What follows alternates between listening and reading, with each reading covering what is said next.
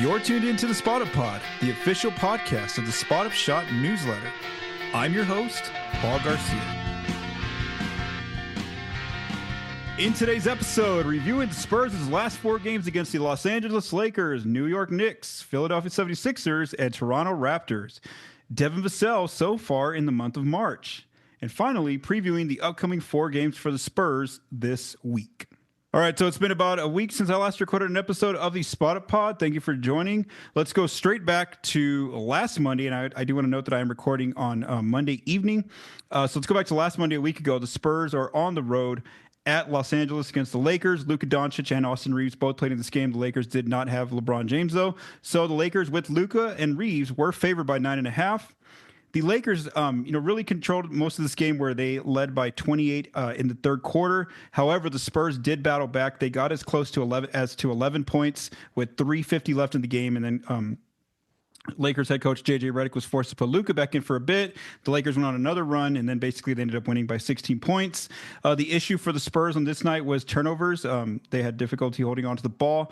Stephon Castle had a standout game where he really struggled early with foul trouble, where he battled foul trouble in the first three quarters, but then he got going in the fourth, where he scores 14 of the Spurs' 34 points in that fourth quarter to help get the Spurs within 11. He ends the night with a team-high 23 points, attacking inside and getting some threes to fall as well. Devin Vassell finishes up with 17 points. Jeremy Sohan has 15 points as well. And then the issues on defense were that with Luka and Austin Reeves, they were able to kind of penetrate, get the defense drawn in, and they were able to kick out to shooters, and they had a good shooting night. The Lakers did. Plus, Luka is dangerous from the free throw line, and that's what he did. He got himself to the free throw line multiple times in this game. So the week started off with a loss. Then on Wednesday, the Spurs' winning streak began. So they're hosting the New York Knicks. I know the Knicks are without Jalen Brunson. However, the Knicks were favored by 8 points in this game because they had most of their other rotation players available. This turned into the Mamu game. So let's go straight to how this happened. The Spurs came out really well, leading by as many as 28 points in the first half. However, the Knicks did get within 8 points in both the third quarter and the fourth quarter. But each time the Knicks got within 8, the Spurs always found a response. And here's why it was the Mamu game. Mamu comes off the bench, and in just 2 quarters of play, he puts together 34 points on 13 of 14 shooting, 7 of 7 from 3 in just 19 minutes. The Spurs ended up winning by 15 points. And the reason why I say 2 quarters of play is because Mamu didn't play at all in the first quarter, nor in the third quarter. And so he got all of this scoring done, this 34 points in just the second and fourth quarters. I know he went 13 of 14 from the floor, but his only missed shot was one that Mitchell Robinson blocked on a layup attempt. So, just an incredible night for him. I put a video together over on the spotupshot.com if you want to check that out, where I basically went through each bucket for Mamu, what the Spurs did to set him up, what he did as well to pump fix the Knicks defenders and kind of go inside or get open for three on different pick and pop actions with the Spurs. Just some notable notes from this night for Mamu. He set a new record in terms of scoring 30 points in less than 20 minutes. He's now the 4th player to ever do that, joining really standout players like Jaylen Brown, Kevin Durant, and Kevin Love. And one thing Mamu's done that these players haven't done is that he scored the most points in that stretch in just less than 20 minutes of play, where he scores 34 points in less than 20 minutes. Stephon Castle had another good game here with 22 points. The Spurs' defense really stood out in this one. They only allowed the Knicks to score 105 points. I mean, Cat was the only player who got going for the Knicks, really, and everybody else struggled. Blake Wesley really ignited the Spurs' perimeter defense, and then Devin Vassell stood out here with 4 blocks in this game. So, again, this was the Mamu game, and again, if you want to see more video that I put together, it's over on the spotupshot.com. Then on Friday, the Spurs' second win of the week takes place against the shorthanded Philadelphia 76ers. So, I mean, the Sixers, their roster was rough in terms of just the players that are out. I mean, a lot of guys have had more experience in the G League with the team that they put out there on the floor. But, they still had to play the game. And so the Spurs were favored by 6. However, Philly was probably the closest opponent to the Spurs, aside from that Lakers loss this past week. So, the Spurs came out really well, where they led by as many as 16 points early in the third quarter. Chris Paul made a bunch of threes to get the Spurs a 16-point lead. However, the Sixers kind of threw the Spurs' offense off a bit. What they did was they went to a zone defense that really confused the Spurs' offense. They kind of got out of sorts, started turning the ball over, and basically going into the fourth quarter now, this Sixers team, who were a 6-point underdog, led by 4 points. The game goes all the way down to crunch time, and it really comes down to a Harrison Barnes three-pointer where Stephon Castle drives inside. He kicks to Devin Vassell. Devin Vassell gets two players coming toward him on the three, so he kicks to a wide-open Harrison Barnes in the corner. Barnes drills the shot when the Spurs are only leading by one, which gives them a 4-point lead. And then from there, the Spurs kind of held on to win by 8 points. Jeremy Sohan's defense really stood out, should I say, there in the fourth quarter, especially in crunch time. He really contained Quentin Grimes, who was Philly's leading scorer coming into that game, and he had been on a tear lately scoring the basketball. Sohan also had a good night offensively, where he ends up with a season-high 23 points with 22 points in the paint. That's something that players like Wemby, players like Giannis usually do, is score 20 or more points in the paint. Well, Sohan did that on this night. Vassell, again, another strong game with 20 points. Chris Paul ends up with 18 points in the starting lineup. Keldon Johnson, 18 points off the bench, but the real player of the game for this one for San Antonio, who stood out, was Stephon Castle, the rookie. He ends up with, 17 points, but he also set a new career high 14 assists. If you want to see how he put some of those assists together, I put some videos over on the spotupshot.com where you look at his drive and kick action. He was very aggressive about driving inside, not letting Philly's defense get set in the half court and then kicking out to different shooters. The Spurs ran a lot of pick and roll with him. They ran a lot of DHO action to get him, to let him find his teammates. And so Stephon Castle again had a career high 14 assists in that win over Philly. But like I said, Philly was the team that battled the Spurs the toughest this past week in these three wins that they got, aside from the loss to the Lakers. Then let's go to Sunday. This game was a blowout for the Spurs. I mean, they had a very good game. Basically their second best game in terms of amount of points that they won by in a game this season. Now, this one's a little interesting when you look at who was favored, because what I usually do is I look at I think it's DraftKings that I like to look at, use their odds. And so I usually look right before the game starts, about maybe like 10, 15 minutes before. What I'll do is I'll tweet the starting lineup and I look at one last projection of who's favored here. And so at that time, right before the game started, the Raptors were favored. So again, I was counting this as Toronto being favored in this game. Plus, like I had mentioned last week, they had won 6 of the last 4 games as of last week. They were playing better basketball, but it didn't look like it. I mean, the Spurs completely really just tore Toronto apart here in Toronto on the road. I do want to note that Jakob Poeltl wasn't playing. Grady Dick was out. There was a few players out. Brandon Ingram hasn't played with the Raptors yet. But again, they were still favored, and the Spurs are still missing Fox and Wemby. And so the Spurs completely dominated. They had one of their best defensive games of the season. They end up just after the opening quarter, they're up by 20 points. That lead gets as high as 38 points, which is the second highest amount they've ever led by this season. They end up winning by 34 points, which is their second largest victory of the season. Their only biggest victory was on New Year's Eve against the Los Angeles Clippers in San Antonio. Devin Vassell has a very good night shooting the basketball and on the boards, on defense. He ends up with 25 points on 11 of 14 shooting. His only 3 shots that he missed were from the three-point line, but he still shot a good percentage there, 3 of 6. Even when like Raptors defenders were guarding him very well in the mid-range, he still had some of those turnaround jumpers going in. He didn't miss any shots. He really had it going there for the Spurs on this night in Toronto.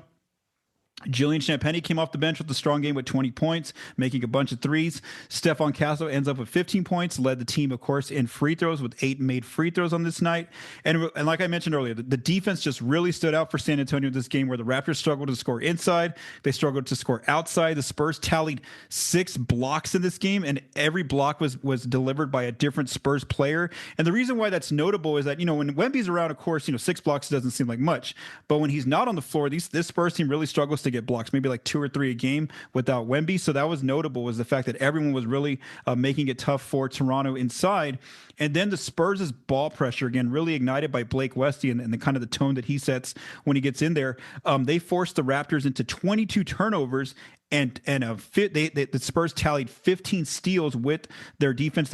Coach Mitch Johnson talked about how this is one of their best games, where they were just really in sync. They were communicating. They just kind of knew where they knew where their rotations were, where to cut off passing lanes, driving lanes. And so they turned those 22 turnovers into 30 points on the other end. And they end up holding the Raptors to just 89 points in the game. And so what that did was, that was the 7th time this season the Spurs have held an opponent below 100 points.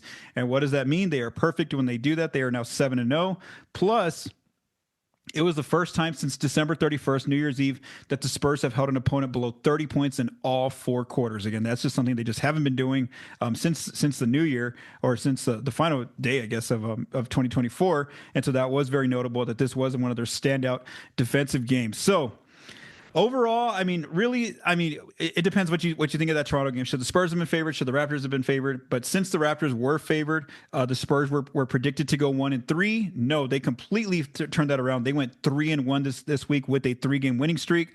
My prediction was not very high for them. It was 1-3, and no, they completely told me nope, no way. They ended up going 3-1. Vegas had the same prediction as me. I thought Vegas thought they'd go 1-3, and they flipped that around by going 3-1. So again, a very good week for the Spurs. I know some of it, part of it is the competition. Again, they played Philly, they played the Raptors, where the Spurs basically could have been favored there. But again, that Knicks game really stands out because, like I said, the Knicks are a very good team out east. I know they're missing Brunson, but they were still favored by 8 points, and the Spurs, really took it to them and held a big lead and held on to that lead, especially with the magnificent night there from Mamu.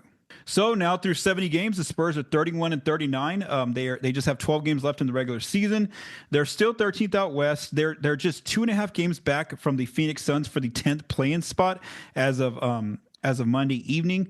But the schedule is going to get much tougher for San Antonio. According to Positive Residual, they do have the third most difficult schedule left. However, the Suns have the most difficult schedule left in the NBA, according to Positive Residual. And there's still some teams also trying to get into the play-in mix. You see the Mavs there. They're bringing back Anthony Davis now, so they're still pushing for the play-in despite missing Kyrie Irving for the rest of the season. And then Portland's still kind of hanging around there in front of the Spurs. So again, the road's still very difficult to get into the play-in picture, considering that there's Phoenix, there's Dallas, and there's Portland in front of the Spurs. But one notable thing that I mentioned here on the Spotted Pod before is that there's a number to watch here coming up soon in the next Spurs victory. So once the Spurs get 32 wins, that's going to unlock a bonus in Chris Paul's contract, and that's just something I wanted to note. That's coming up for Chris Paul here. Once the Spurs can reach 32 wins, and again, the fact that they have 31 right now with 12 games left, they should be able to get those 32 wins. And then lastly, because the Spurs are winning a bunch of games, the whole conversation I had last week kind of goes out the window a little bit, where they're by winning so much, they're making their lottery odds a little bit worse, where they don't look so good in the lottery picture anymore, where they're now 10th in the lottery order. So and also not only that, it's like Toronto, basically like not let the Spurs have this game, but the fact that they sat out like Jakob Poeltl and a few other players, they just rested them. Emmanuel quickly. Toronto showed that they kind of wanted to keep themselves in front of the Spurs in the lottery position with the players that they put on the floor in that game. And not only that, the Miami Heat, since I last spoke a week ago, they've now been really struggling in the month of March, and so now they've actually entered the lottery discussion, where they're currently 8th right now in the lottery order, and they have a reason to basically tank here or not make the playoffs because their pick is also top 14 protected. So in a way, it's better for Miami at this point to end up just going to the lottery. So again, that's kind of where everything stands for the Spurs through 70 games. All right, so as you heard me mention in the review of the past week, one of the players who I really mentioned a lot was Devin Vassell. Whether it was on offense, whether it was on defense, he made a lot of plays. He was one of the standout players for the Spurs throughout the week in some of these wins, especially going 3-1. And so what I want to do here is just look at what does Vassell's season look like as a whole compared to the month of March, because he's really done very well here in the month of March. So that's kind of what I want to talk about, his play here in March, and can he keep it up going forward, especially next season when Wemby and De'Aaron Fox rejoin the team. So let's look at first at points per game. So for the season, he's averaging 16 points per game. Okay, yeah, he was kind of doing that even with Wemby and Fox, almost like 15.9, 15.8, somewhere around there. His number, though, his points have gone up to 19 points per game right now in the month of March. His shot attempts. So he is obviously, with Wemby and Fox out, he's getting more shot attempts, but not that much more. So for the season, he averages about 14 shot attempts, 13.9. Right now, he's at 15.2. So again, just basically like almost like 1 or 1.5 more shots. It's just similar to like Keldon Johnson after the All-Star break. It's really Devin's efficiency with shooting the ball. It's just really skyrocketed compared to where he's been for most of the season. So for the season, he's shooting 44% from the floor. In the month of March, he's shooting almost 49% from the floor, 48.7%. His three ball is looking a lot better right now, where for the season, he's taking 6.5 threes per game, making just 36% of them. For in the month of March, he's at 7.5 threes per game, making almost 40% of them, 39.8%. So we have seen some of these games where he's really gone off from three here. Lately, I think in one of the games he recently in this month, he almost got his career high and made threes, or he tied it or something like that. I can't remember too well, but again, he's been shooting the three ball a lot better. Free throw attempts have actually gone down a little bit. So for the season, he's at 2 free throw attempts per game, and then in the month of March, he's down to 1.8. But again, he's making a lot more of his mid rangers, his drives, his three balls. Rebounds. He's really been more aggressive on the glass. So for the season, he averages 3.9 rebounds per game. Right now in March, he's averaging 5.5, and he's had some games where he's got like 8 rebounds, 9 rebounds in some contests. So he's been very active on the boards and helping the Spurs. Now, obviously, there's more boards available because the Spurs are playing smaller lineups. They have, Wemby's obviously out for the rest of the season. They don't. Charles Bassey's out right now. He's been out for a game-to-game basis. So they really have small lineups that the Spurs are playing out there. But Devin's helping and trying to collect the boards there with 5.5 per game in the month of March. Assists have gone up. So for the season, he's at 2.9. Right now in March, he's at 3.5. So we've seen him creating, opportunities for his teammates. And just one play that sticks out is that game against Philly where, he could have taken that 3 with 2 players closing out on him, but instead right away he makes that good to great pass to Harrison Barnes, and Barnes gets the wide open 3 to basically seal the game for San Antonio. So there's one play that kind of stands out. Also, his turnovers have been a little bit better, just barely, but still at least it's better. So for the season, he's at 1.3 turnovers per game, which is very low considering the amount of times he has the ball in his hands. And for right now in March, he's at 1. His steals have gone up. So for the season, he's at 1.3. In March, he's at 1.8, so almost 2 steals per game. That's one area where defensively he's been very aggressive, been doing a really good job in rotating. Coach Johnson mentioned about getting in passing lanes, kind of anticipating where the ball's going. So he's done a good job there. And then the one area that I mentioned earlier was his blocks. I mean, he's just really almost getting he is getting a block per game basically in March. So for the season, he's at 0.6 blocks. In March, he's at 1.1 blocks per game, and he's had some games like I mentioned. He had a game with 4 blocks. He had a game recently with 2 blocks in it, and he's basically getting 1.1 blocks per game right now in March. So that's also an area that has really stood out. He's really just been more active on the defensive end. You've seen him whether it's on his own individual matchup or whether it's help defense, kind of helping there with his teammates when someone gets by them. And then we have seen just a small increase in his minutes. So for the season, he's at 30.9 minutes. In March, he's at 33.6, so about 34 minutes per game. Here was one of the interesting ones that really stood out to me, and this is what could be interesting whenever Wemby and Fox come back next year. It's his usage percentage. So look at this. For the season, Devin's usage is at 21.7%. So again, a lot of that is with Wemby on the floor, with Fox on the floor.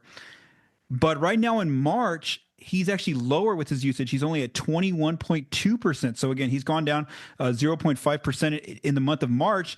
And even though Wemby's not out there, Fox isn't out there, as Fox is only available in 7 March games. What's happening though is that he's still learning to kind of play as a secondary playmaker because now Stephon Castle's basically running the offense. Stephon Castle in March has the highest usage for the Spurs, almost 29%. And so he's still learning how to kind of get his opportunities to Vassell on the offensive end, whether that's shooting, passing, or getting to the free throw line, even at a lower usage percentage right now. And so again, that's very interesting that the fact that he's being this efficient, scoring this much, bringing more activity on the defensive end, on the glass, all those different areas, considering that his usage is right about the same. And so again, that bodes well, that projecting that maybe he can still kind of keep this up when Wemby and Fox get back, because we do know that for most of the season he was struggling, being that before Fox got to the team, kind of being that third playmaker on the team, and now he's going to probably be the third or fourth playmaker once Wemby and Fox get back. And then just looking at his deflections, those have gone up just to kind of illustrate his activity. For the season, he's at 2.3 deflections per game. In March, he's at 3.1, and then his contested shots. For the season, 3.3 contested shots per game. In March, 4.8. So again, just all the numbers show what the ISIS shows is that he's just been a lot more active on the defensive end. And so again, there's that question of can he do this whenever Victor and De'Aaron get back to the team next year? Because if that's the case, then yeah, I mean that's going to be a really good Spurs team, especially with there at the wing with having Vassell, whether he's at the 2 or the 3. But again, he needs to show that he can do that, with those 2 players, because again, for most of the season, he was kind of struggling to find his role. Maybe that took some time for him to figure it out. And you want to hope that he can figure it out, be as productive, be as consistent whenever those 2 players get back, because, is this just a case of, he just has more opportunity right now, even though the numbers don't show that, he's putting up that many more shot attempts or having a higher usage out there. He's still kind of being a secondary playmaker alongside Stephon Castle. So again, Devin was just a player that I wanted to highlight here because he has had a very good month of March so far. And it is a smaller sample size, just 13 games, but again, it's really stood out compared to where he was just a few months ago when he was really struggling in different games. And we do want to note that, as I mentioned here multiple times in Spotted Pod, this has been a different season for him where he starts off on the injured list. He comes in like in November, he comes in off the bench where he hasn't played in a long time. Plus, he's on a team now where he comes in. Yes, we know Victor's the go-to player, but then all of a sudden there's this rookie Stephon Castle, who's also one of the go-to players for the Spurs. And then in February, the Spurs trade for De'Aaron Fox. They had another go-to player. So again, it's kind of been a transition for Devin. And the hope is that, yes, he keeps it up for the rest of this season, these final 12 games, but can he bring this level of maybe not the same numbers, scoring wise or getting assists and all those kind of areas, because he's going to have the ball in his hands a little bit less, but can he at least be that efficient, figure out his role, understand his role whenever he's alongside Victor, alongside Castle, and alongside De'Aaron Fox. All right, so now let's preview the upcoming games for this coming week. So I'm going to go through some numbers that Cleaning the Glass has. So Cleaning the Glass says that in the last 2 weeks, the Spurs are 5-3. Their offense, they have the second best offense in the NBA. Their defense is ranked 23rd. So let's go to Tuesday. The Spurs are on the road at Detroit against the Pistons. The Pistons are 6th in the East. They are 4-3 in their last 2 weeks. They have the 13th ranked offense during the stretch and the 10th ranked defense. Stephon Castle, I do want to note, is questionable to play this game. He has a right knee hyperextension, according to the Spurs. So we don't know if he'll play. And I know that he only played 20 minutes in that game against the Raptors. And he kind of came. It looked like the injury kind of took place. He kind of just got hobbled a little bit, but then he kind of stayed in the game. But then again, he only played 20 minutes in the game. So we'll see what Castle's status is for this game. Even though the Spurs are coming in off a 3-game winning streak, and they're playing very good basketball right now, this is where I'm kind of like, it's hard to predict a game because you don't know how much of it was a schedule. Was it just because they were playing Toronto and because they were playing Philly? But that Knicks game really stands out. That's a good team, and they really took it to them. So because of that, I'm just going to go with the team that's at home, which is Detroit. So I'm going to say the Pistons win this game. Then on Thursday, the Spurs play the Cleveland Cavaliers for the first time this season. They're on the road at Cleveland. The Cavs are the best team in the East. They have the number 1 overall record in the East. They are 3-4 in their last 2 weeks, but we also want to note that they've kind of locked up their playoff positioning at this point. I know Boston is kind of a few games behind them, but again, they know for sure they're in the playoffs. So, you don't know if they're going to be resting players or things like that. And so since the Cavs are 3-4 in the last 4 games, or in the last 7 games, should I say, their offense is ranked 15th, so about league average. Their defense is 19th. So I'm not too sure if the Cavs are going to rest any players for this game. So right now I'm going to go with the safe answer and say the Spurs win. But again, if the Cleveland plays all their guys, they're going to end up winning this game. Then on Saturday, the Spurs they're back in San Antonio. They host the Boston Celtics. The Celtics are the second best team in the East. They are 6-1 in the last 2 weeks. They have the 5th best offense and the 15th ranked defense during this stretch. And so I'm going to go ahead and say the Spurs lose this one, but this one could be kind of like the Cleveland. Like if Boston rests a few players, it wouldn't surprise me. So again, right now on paper, I'll just say that the Spurs lose this game. Then on Sunday, the second night of a back-to-back, the Spurs are hosting the Golden State Warriors for the first time with Jimmy Butler. The Warriors are 6th in the West. They are 5-2 in their last 2 weeks. Their offense is ranked 17th, but their defense is really good, top 10 at 7th during the stretch. Because it's second night of back-to-back, I'm going to go ahead and say that the Warriors win this one. So again, we'll kind of see how it goes. So again, right now I'm saying 1-3. If all these teams are at full strength, I think it's going to be an 0-4 week for the Spurs. But if the Celtics and the Cavs end up, resting some players, then maybe the Spurs could go 2-2. We'll see again. So again, and maybe they'll just surprise me like they did this past week where they ended up going 3-1.